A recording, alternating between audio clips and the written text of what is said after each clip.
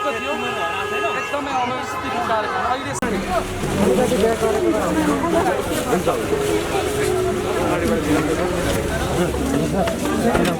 गाडी उता लैजाउँ ओ यताबाट ब्याकबाट माक्स छुटी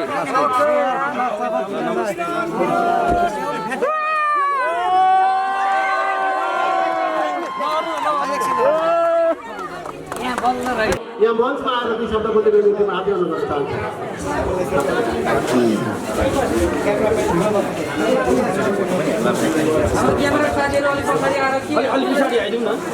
अलिकति पछाडि क्यामेराकै लाइट सबैजनालाई नमस्ते नमस्ते फर्काउनु भएन बेलडाँगी शिविरवासी सम्पूर्ण मेरो आदरणीय आमा बुवा दाजुभाइ दिदी बहिनी सम्पूर्णलाई फेरि पनि नमस्ते एकचोटि भन्नुहोस् त ल हजुरहरूले बिहानदेखि नै दिउँसोदेखि नै कोरेर बस्नु भएको छ मलाई थाहा छ अलिकति आउनमा ढिलो भयो यो धैर्यता यो माया यो आशीर्वाद एकदमै धेरै मैले मेरो मनमा राखेको छु मेरो शिरमा राखेको छु अब म थोरै केही कुराहरू बोल्छु हजुरले एकैछिन धैर्य गरेर सुनिदिनु होला मलाई यहाँ आउँदाखेरि धेरै कुरा भन्न मन छ धेरै कुरा बोल्न मन छ थोरै भावुक थोरै खुसी मिश्रित अहिले मैले फिल गरिरहेको छु र विशेष गरी आज यस माहौलमा उपस्थित सम्पूर्ण मैले मान्नुपर्ने मैले सम्मान गर्नुपर्ने आफ्नो क्षेत्रमा आफ्नो ओहदामा सम्मानित व्यक्तित्वहरू मलाई लाग्छ शिविर व्यवस्थापन समितिका अध्यक्ष क्याम्प सचिव हुनुहुन्छ है क्याम्प सचिव र मैले अघि नै भनिहालेँ आफ्नो क्षेत्रमा आफ्नो ओहदामा सम्मानित व्यक्तित्वहरूलाई नमन गर्न चाहन्छु र हामीसँग आज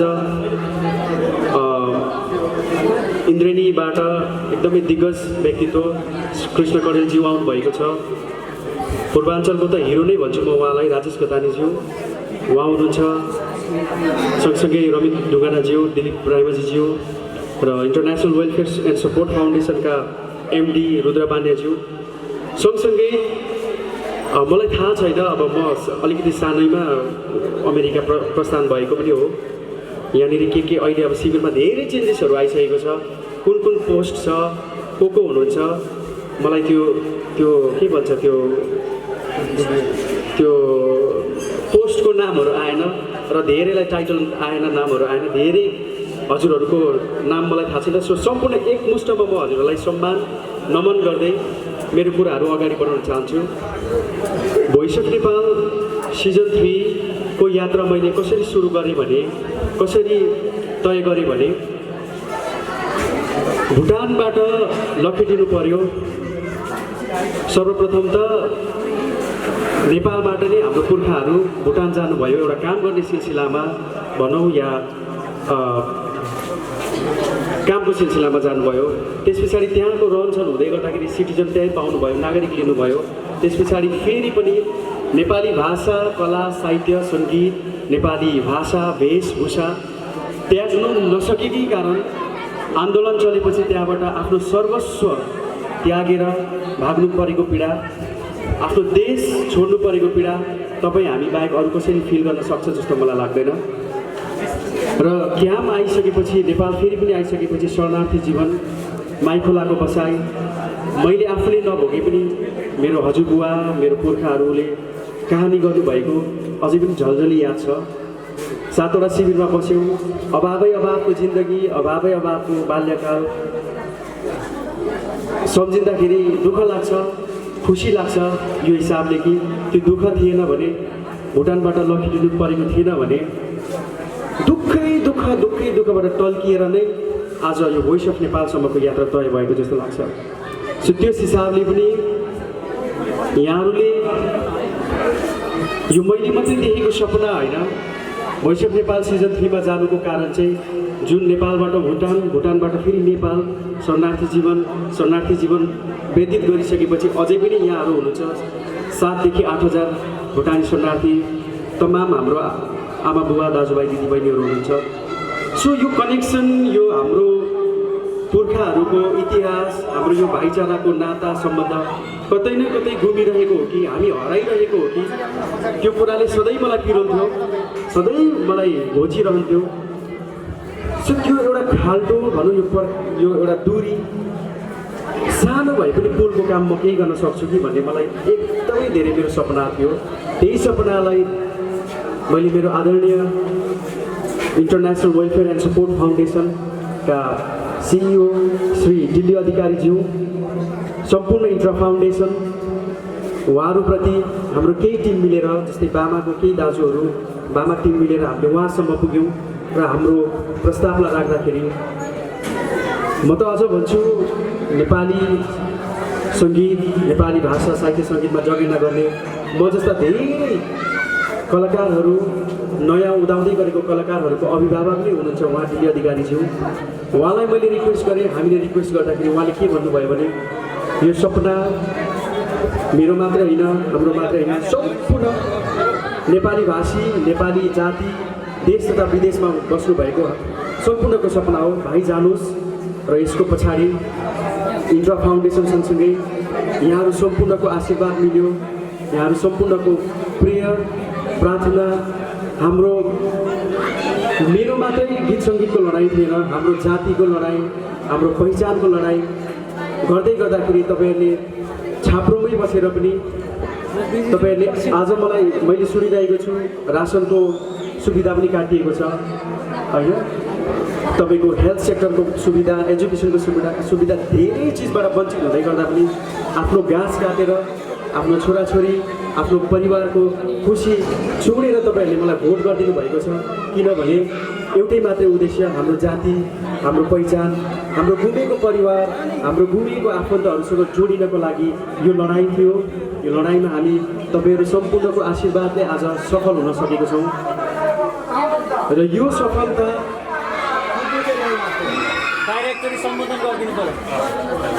सबैलाई मेरो नमस्ते छ। र मैले के भन्न खोजिरहेको छु भने यो लडाइँ, यो पहिचानको लडाइँ, यो भाषाको लडाइँ, हाम्रो नेपालीत्व जोगाएर बसिएको हामी इभन यहाँ क्याम्पमा र विदेशमा अहिले जहाँ जहाँ छौँ, हामी धेरैवटा राष्ट्रमा छौँ।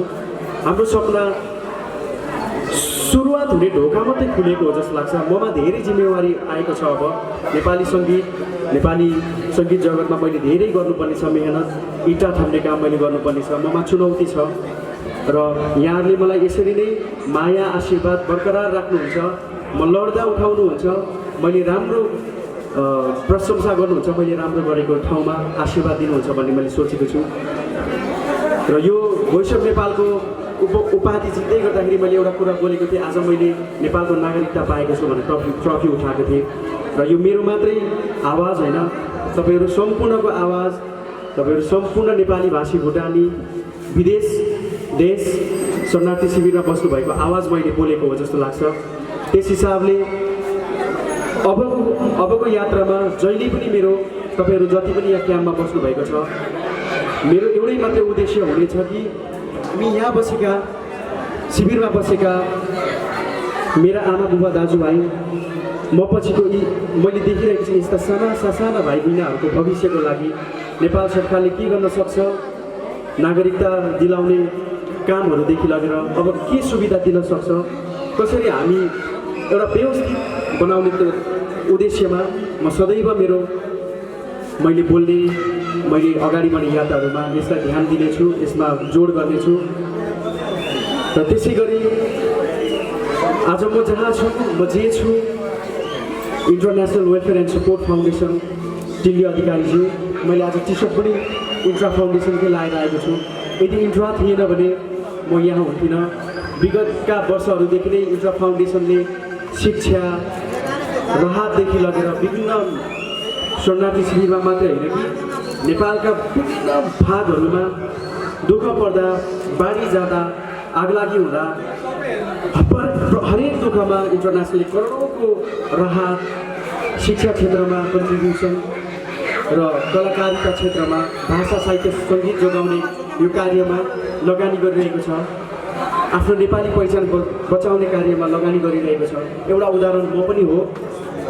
जसरी मैले नेपाली भाषा विदेशमा बसेर पनि भाषा सङ्गीत गाइरहेको छु, उहाँहरूको साथ सपोर्टले गर्दा आज देशकै number 1 reality show voice of नेपालसम्मको यात्रा लिएर आएँ। प्रताप सुब्बाज्यूबाट कोरिएको इतिहास, साङ्गीतिक इतिहास आज भोइस अफ नेपालको उपाधिसम्म पुगेको छ। यो सुरुवात हो। म जस्ता धेरै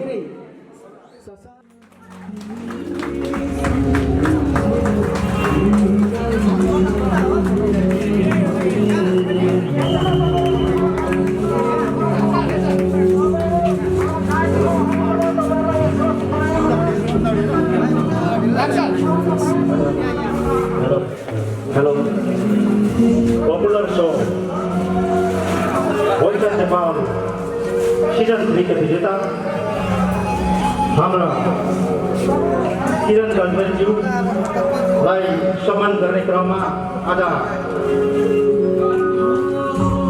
2021 अगस्त 12 तारिकको दिन भन्न चाहन्छु। साथसाथै यस कार्यक्रमलाई अध्यक्षता ग्रहण गरिदिनुको लागि म यसै क्याम्पका सचिव श्री कृष्णबहादुर सुब्बाज्यूलाई म निवेदन गर्न चाहन्छु।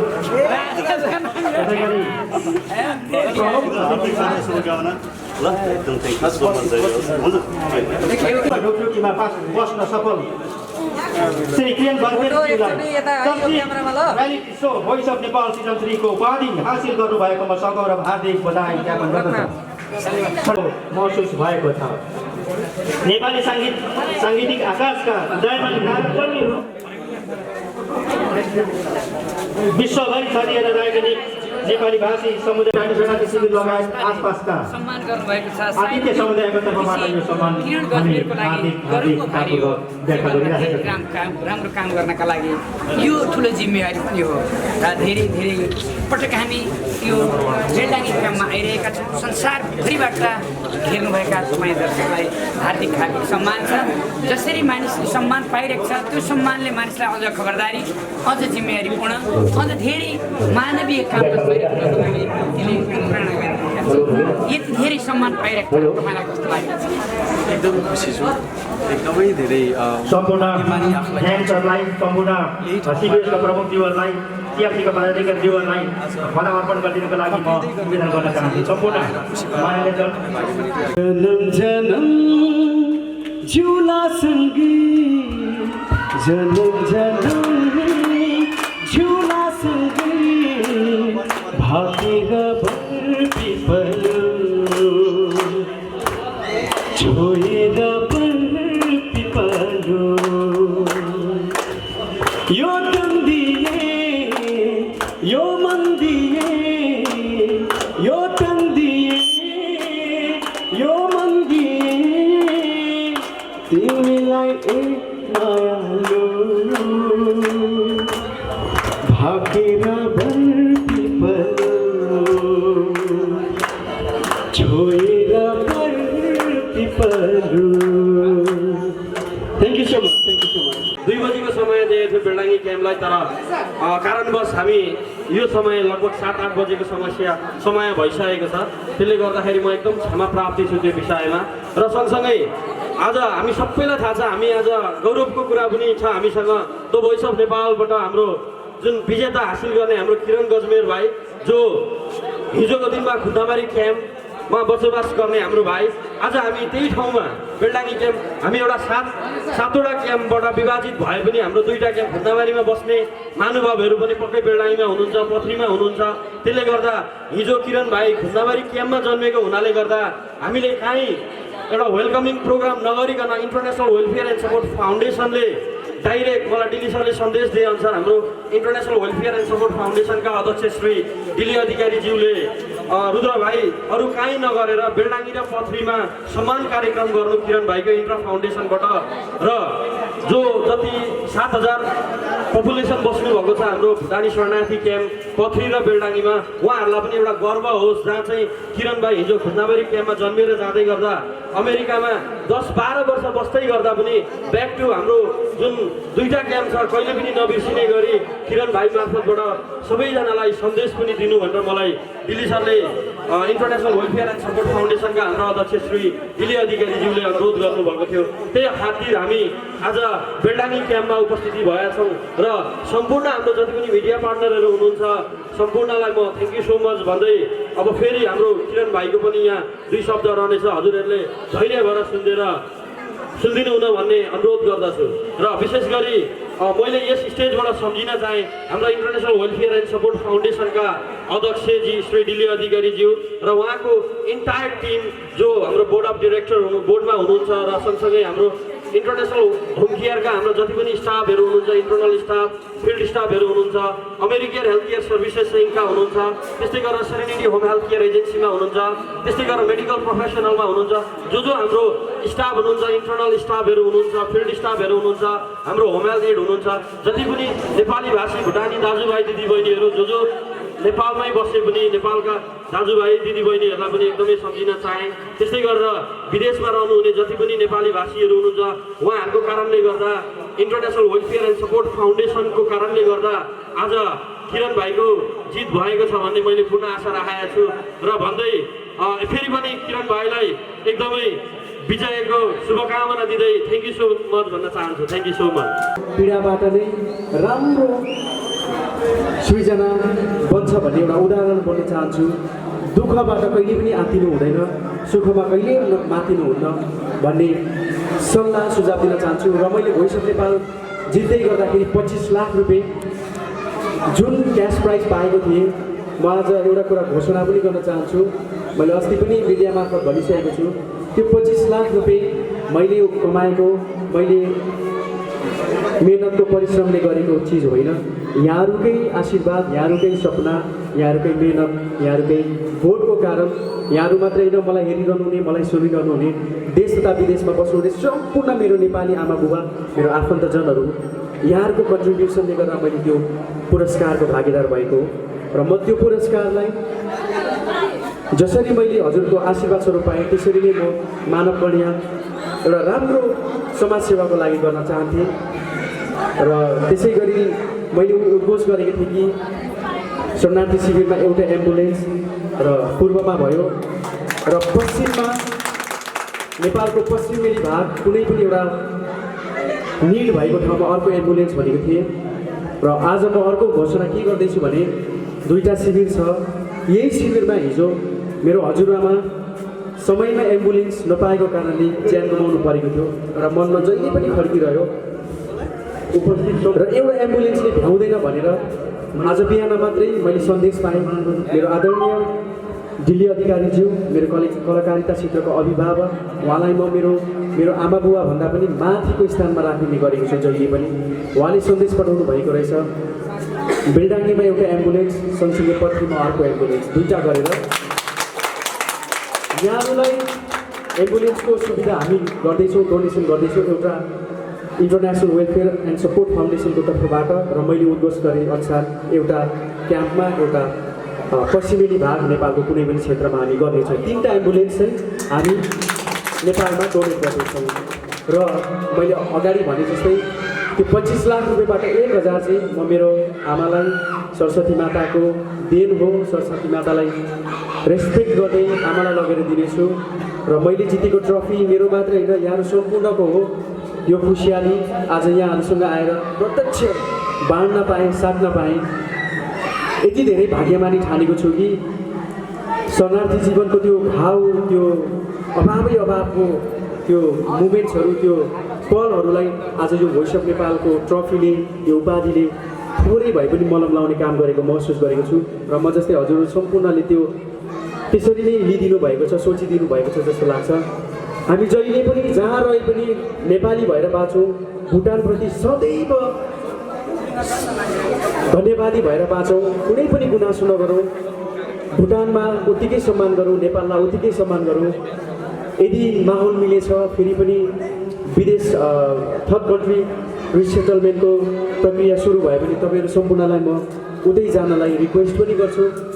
यहीँ बस्नुभयो भने त अझ राम्रो, वहाँ जानुभयो भने पनि मनमा नेपाल, शिरमा नेपाल, सदैव हाम्रो शिरमा, हाम्रो मनमा नेपाल हाँसिरहोस्, नेपाल बाँचिरहोस्, भुटान बाँचिरहोस्, भुटान हाँसिरहोस्।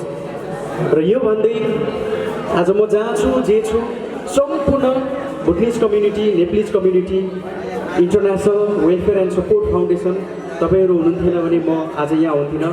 तपाईँहरूले नै जन्म दिनुभयो एउटा भोइस अफ नेपालको प्लेटफर्ममा। तपाईँहरूले नै आज भोइस अफ नेपालको उपाधि दिलाउनु भएको छ।